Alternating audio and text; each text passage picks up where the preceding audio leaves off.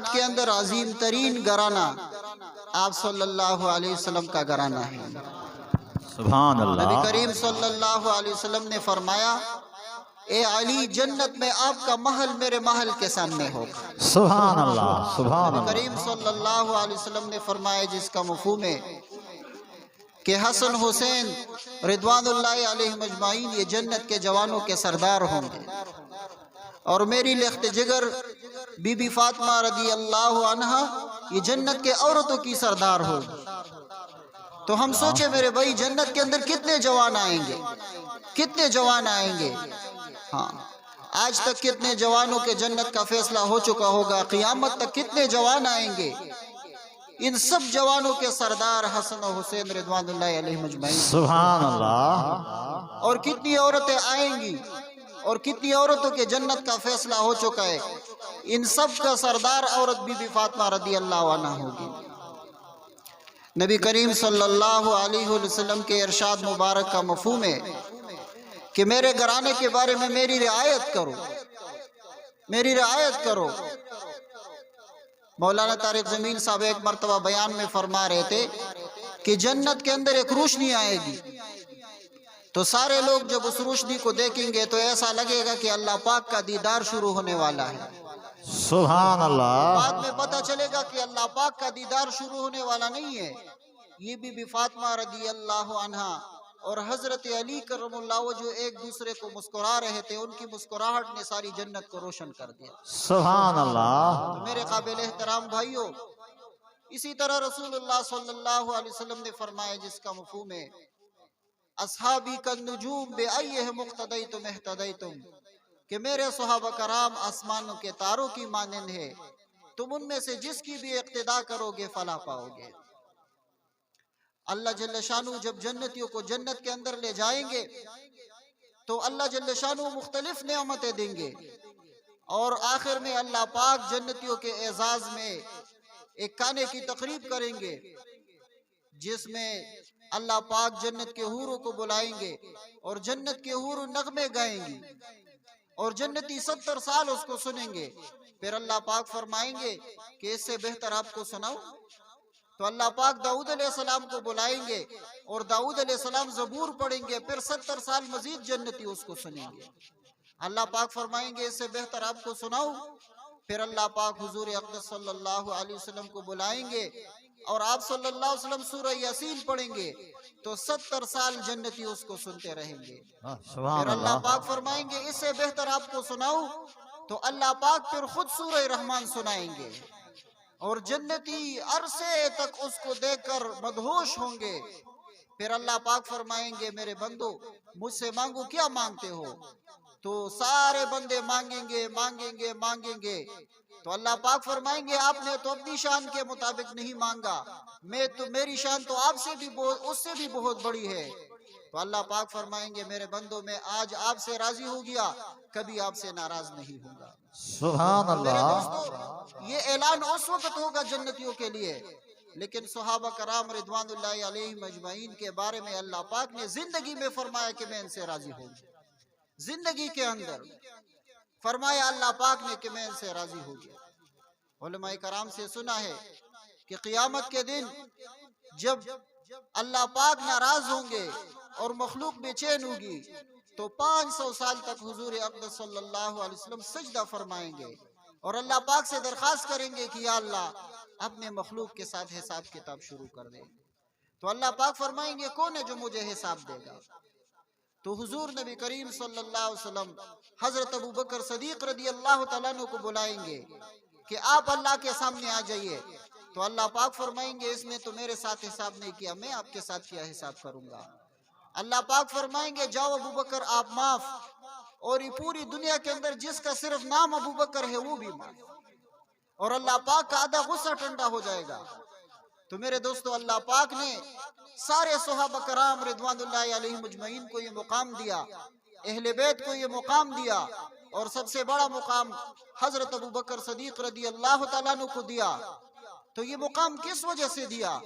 کہ ان کی زندگی کا مقصد اللہ پاک کی رضا تھا، کہ ان کی زندگی کا مقصد اللہ پاک کی رضا تھا۔ اور ان کی زندگی کا مقصد حضور اقدس صلی اللہ علیہ وسلم کی اتباع تھی۔ حضور نبی کریم صلی اللہ علیہ وسلم کے صحابہ کرام ایک سفر میں تشریف لے جا رہے تھے، تو کچھ صحابہ کرام رضوان اللہ علیہ مجمعین نے اپنے سواریوں پر سر جھکایا، تو ساتھیوں نے پوچھا کہ آپ نے سر کیوں جھکایا؟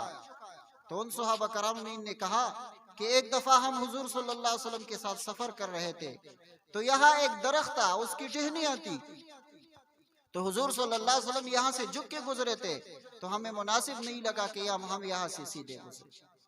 ایسی اتباع تھی حضور اقدس صلی اللہ علیہ وسلم کی کہ حضور اقدس صلی اللہ علیہ وسلم لعاب مبارک گراتے تھے، سب اس کو اٹھا کر اپنے جسم کے ساتھ ملتے تھے۔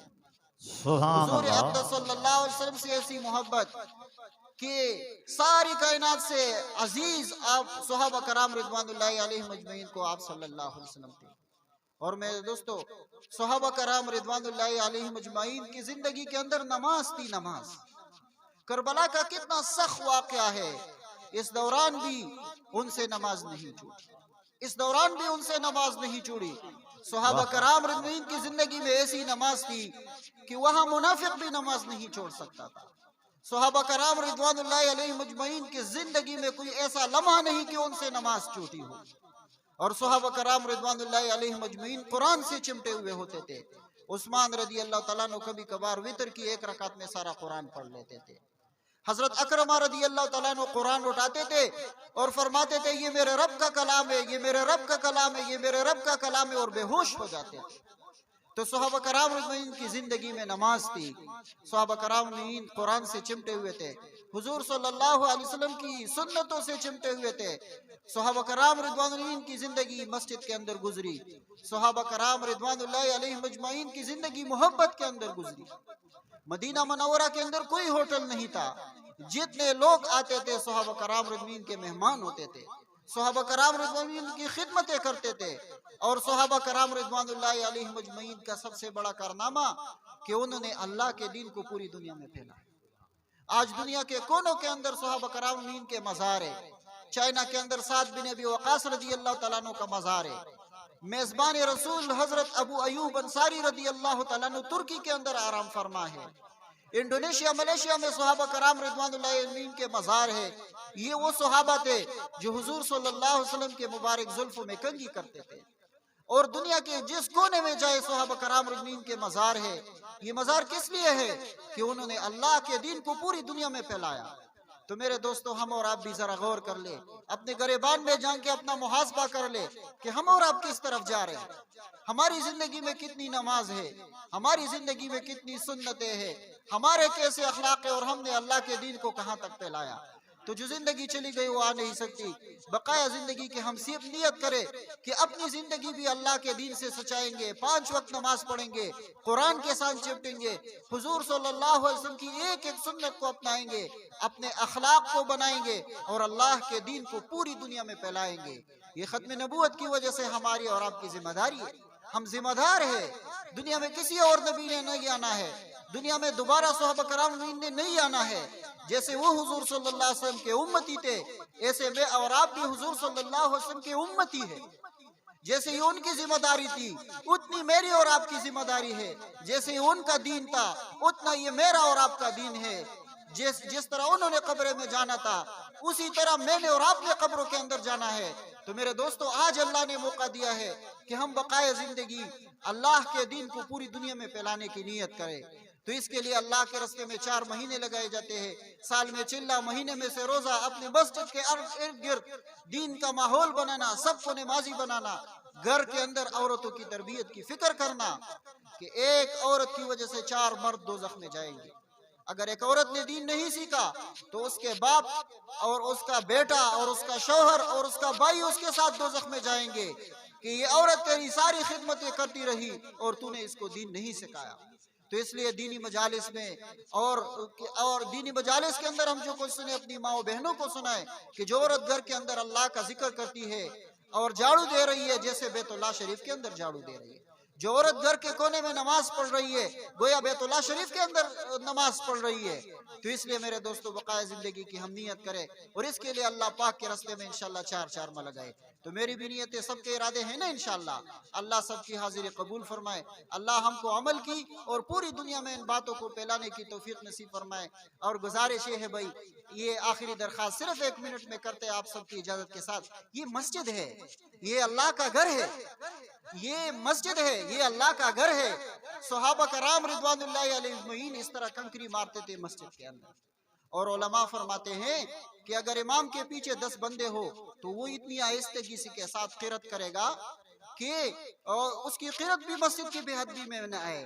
تو اس لیے گزارش ہے دن رات سبحان اللہ پڑھے، لیکن مسجد میں آہستگی سے ڈر ڈر کے پڑھے، دن رات درود شریف پڑھے لیکن مسجد میں آہستگی ڈرڈگی سے پڑھے۔ اور آخری گزارش ہے بھائی، علماء کرام کا بڑا خیال کرے، علماء کرام کو کھلائے اور پلائے، اور علماء کرام کو کپڑے دے، علماء کرام پہ مال خرچ کرے، لیکن عزت کے ساتھ، عزت کے ساتھ، عزت کے ساتھ میرے بھائی علماء کو چھپ کے سب کچھ دے، علماء کے گھر جا کے ان کا پوچھے، ان کے بچوں کی قدر کرے، اور علماء کو مال اور ہدیے اس طریقے سے دے کہ ان کی عزت مجروح نہ ہو۔ علماء کرام پر اس طرح پیسے پھینکنا یہ مناسب طریقہ نہیں ہے، یہ نامناسب مجلسوں کا طریقہ کار ہے، جو اس کے مسجد میں ان مجالس کے نام بھی نہیں لینے چاہیے، ان لوگوں کے نام بھی نہیں لینے چاہیے۔ یہ نامناسب لوگ نامناسب لوگوں پر نامناسب مجالس کے اندر اس طرح دین کے پیسے پھینکتے ہیں، اس طرح پیسے پھینکتے ہیں۔ یہ اللہ کی مجلس ہے، اللہ کا گھر ہے، حضور صلی اللہ علیہ وسلم کی یاد کی مجلس ہے، صحابہ کی یاد کی مجلس ہے، اور اہل بیت کی یاد کی مجلس ہے، اور دین کی مجلس ہے۔ تو اس کے ادب، صحابہ کرام ایسی مجلسوں میں ایسے بیٹھتے تھے گویا ان کے سروں کے اوپر ایک چادر اگر ڈالو تو ڈھانپ جاتا تھا۔ صحابہ کرام ایسی مجلسوں کے اندر ایسے بیٹھتے تھے گویا ان کے سروں پہ پرندے بیٹھے۔ تو اس کا اہتمام کریں گے نا انشاءاللہ۔ اللہ ہم سب کو عمل کی توفیق نصیب فرمائے، اور اس ساری خدمت کو اللہ قبول فرما کر جزائے خیر نصیب فرمائے۔